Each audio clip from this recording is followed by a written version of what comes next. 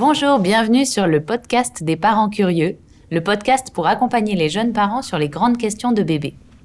Aujourd'hui, nous allons parler de la diversification alimentaire. C'est une grande étape pour bébé et sur laquelle les parents se posent beaucoup de questions. Quand débuter, quoi donner, dans quel ordre et comment ? Le docteur Douvillé, pédiatre allergologue à Lyon, nous donne des conseils et astuces pour passer le pas. Bonjour docteur. Bonjour. Alors la diversification alimentaire, c'est une véritable étape pour bébé et les parents. Tout à fait. La diversification est une étape qui témoigne que votre bébé grandit et qu'il est temps pour lui de découvrir de nouvelles textures, de nouvelles saveurs et de nouvelles odeurs. Tout comme vous lui apprendrez à marcher puis à parler, l'initier à de nouveaux aliments est un tournant qui sera d'autant plus agréable et serein si vous avez pu en parler et le préparer avec le médecin ou les professionnels de la petite enfance qui suivent votre bébé. Alors quelles sont les dernières recommandations en matière de nutrition infantile ? Il s'agit de conseils, rien n'est imposé, il repose sur mes connaissances des capacités sensorielles du bébé et sur les recommandations actuelles, ainsi que mon expérience clinique de terrain en cabinet et à l'hôpital. Le plus important est que vous vous fassiez plaisir avec votre bébé à table. Et quel est l'âge idéal pour commencer la diversification alimentaire ? Est-ce qu'il faut commencer au même moment pour les bébés qui sont allaités et ceux qui ne le sont pas, par exemple ? Il est recommandé d'introduire très progressivement de nouveaux aliments entre 4 et 6 mois, que ce soit pour les bébés allaités ou les bébés au biberon. C'est en effet une période propice pour limiter les risques d'allergie. Au-delà de 6 mois, l'allaitement maternel exclusif est insuffisant pour couvrir les apports énergétiques et les besoins en fer de votre bébé. À quel moment de la journée faut-il débuter la diversification alimentaire ? La diversification est démarrée en général au repas de midi, mais certains parents, pour des raisons d'organisation, préfèrent démarrer au repas du soir pour profiter de ce moment avec leur bébé, ce qui se comprend parfaitement. Ceci est tout à fait possible si votre enfant ne rentre pas épuisé de ses journées de crèche. Sinon, vous pourrez trouver aussi le moment optimal à l'occasion de congés, de week-ends prolongés ou de RTT. Mais alors par quoi est-il préférable de commencer ? Alors personnellement, je préconise de commencer par quelques cuillères de légumes en purée à midi.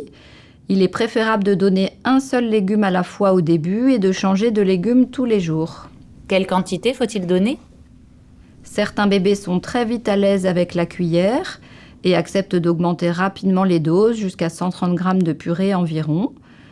Et d'autres ont besoin de plus de temps pour s'habituer à cette nouveauté, mais rassurez-vous, ils y arrivent tous.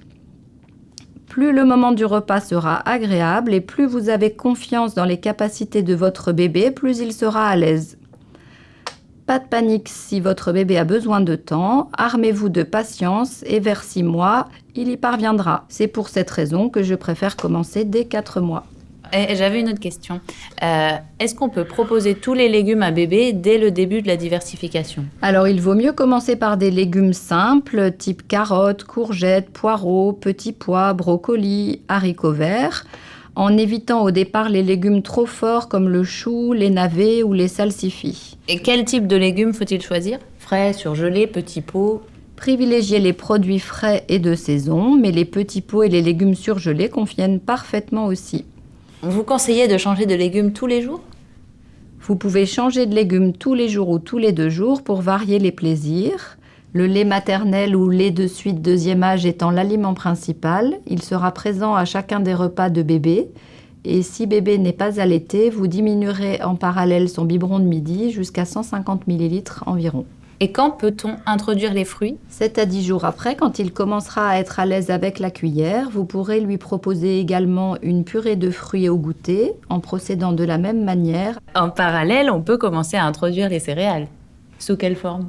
Il est conseillé d'introduire les céréales entre 4 et 6 mois. On commence habituellement par des céréales infantiles sans gluten, puis avec gluten. Le gluten correspond aux protéines du blé. De nombreuses études ont essayé de préciser l'âge optimal pour l'introduire, mais il s'avère que l'âge de 6 mois semble le meilleur pour prévenir les allergies.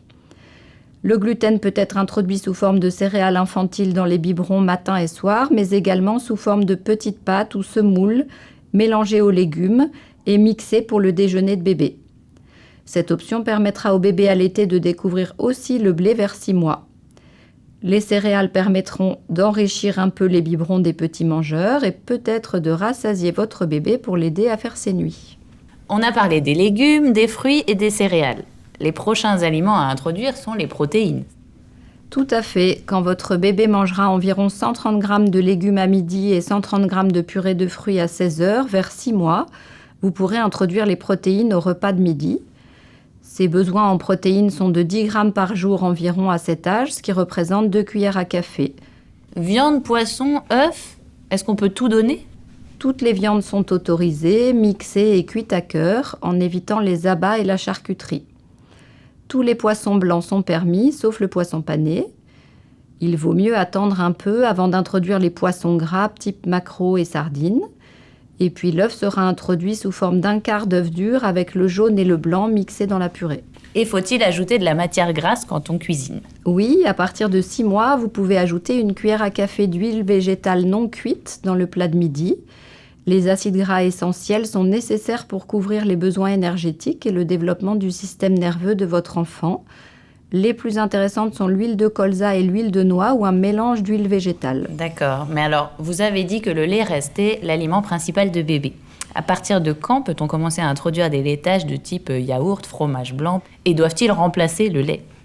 Alors, à partir de 5 ou 6 mois, il est possible occasionnellement de remplacer le biberon de midi, celui de 16 heures ou certaines tétées par un laitage nature, yaourt ou fromage blanc.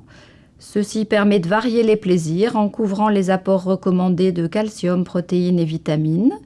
Ainsi, un bébé qui se lasse des biberons sera sûrement ravi de découvrir les laitages à la cuillère. Et inversement, un bébé très attaché à son biberon pourra le garder sans problème aussi longtemps qu'il le souhaite en complément d'une alimentation variée. Mais alors, faut-il donner à boire à bébé ? Et quelle boisson, dans ce cas, peut-on lui proposer ? À part le lait, la seule et unique boisson de votre bébé est l'eau, qu'il convient de lui proposer après chaque repas à la cuillère. Et il en sera sûrement plus amateur en cas de forte chaleur ou de fièvre. Les jus de fruits et l'eau sucrée sont déconseillés. C'est bien noté. Alors, pour résumer, quel serait le menu type d'un bébé de 6 mois ? Alors le matin, vous pouvez lui proposer une tétée ou un biberon de lait maternel ou du lait de suite, deuxième âge, 210 ml environ. À midi, 130 à 150 g de purée de légumes avec un tiers de féculents, plus 10 g de protéines, viande, poisson ou œuf, en ajoutant une cuillère à café d'huile végétale, plus une tétée ou un biberon de 150 ml de lait maternel ou du lait de suite, deuxième âge, ou un laitage nature. Au goûter, une purée de fruits de 130 g, plus une tétée ou un biberon de 150 ml de lait maternel ou du lait de suite, deuxième âge, ou un laitage nature. Et le soir, une tétée ou 210 à 240 ml de lait maternel ou du lait de suite, deuxième âge, avec 1 à 2 cuillères à soupe de céréales avec gluten. Chers auditeurs, vous pourrez retrouver ce menu type dans la description. Vous parlez de purée de légumes ou de fruits, mais quelles sont les textures à donner à bébé ?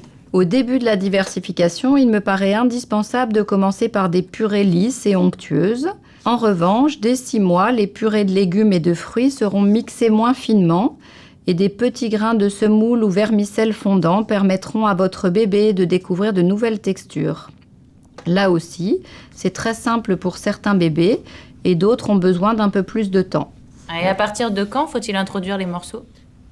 L'objectif est de commencer les petits morceaux vers 8-9 mois. Ayez confiance en lui et ne vous mettez pas la pression, mais il ne faut pas retarder cette étape importante, sinon ce sera encore plus compliqué pour votre bébé. L'idéal est de lui proposer de prendre dans sa main des petits morceaux de fruits fondants comme la poire ou la banane, qu'il prendra plaisir à porter à la bouche.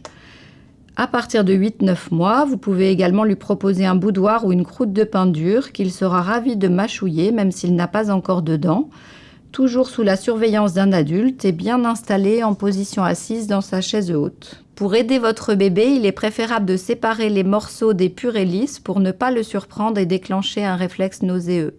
Merci, docteur. Nous voyons une nouvelle tendance émerger en ce moment, la DME, la diversification menée par l'enfant. Qu'en pensez-vous ? Et que pouvez-vous nous conseiller par rapport à ça ? Alors la DME, c'est la diversification menée par l'enfant qui consiste à démarrer donc la diversification avec des morceaux. Je pense que ceci n'est pas raisonnable entre 4 et 6 mois car l'enfant n'a pas les capacités si tôt et risquerait de faire une fausse route.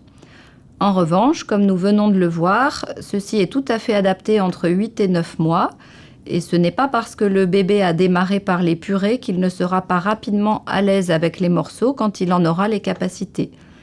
Il faut savoir résister aux effets de mode et être attentif aux capacités de son bébé. Vous nous avez donné de nombreux conseils sur le choix des aliments, les textures, les menus types. Mais si bébé refuse la cuillère ou un aliment, que faut-il faire ? Alors pour éviter cette situation, le plus facile déjà est de la prévenir avec une alimentation très diversifiée déjà chez vous pendant la grossesse ou lors de l'allaitement. Ainsi, votre bébé sera familiarisé à différents arômes selon la variété des aliments que vous consommerez.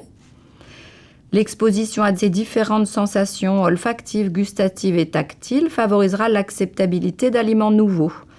Une grande variété alimentaire est importante. Si vous changez les aliments proposés chaque jour, votre bébé acceptera plus facilement les aliments nouveaux. Et si malgré tout bébé refuse un aliment, faut-il le forcer, le gronder ou tout simplement ne rien faire ? Si votre bébé refuse un aliment, n'insistez pas, reproposez-lui quelques jours plus tard et mettez tout en œuvre pour que les repas soient un moment agréable en famille, à des horaires réguliers sans conflit. N'oubliez d'ailleurs jamais que le lait reste l'aliment principal et indispensable. Les visites régulières chez votre médecin permettront aussi de vous guider en cas de difficulté. Les quantités que j'ai indiquées sont indicatives et les visites mensuelles permettant de vérifier la croissance de votre bébé et son développement global harmonieux sont les meilleurs indicateurs pour confirmer que son alimentation est adaptée. Il existe des petits mangeurs et des gros mangeurs et il ne faut pas être rigide. Eh bien, merci beaucoup, docteur. C'était le docteur Douvillé, pédiatre allergologue à Lyon, qui répondait à nos questions sur le démarrage de la diversification alimentaire.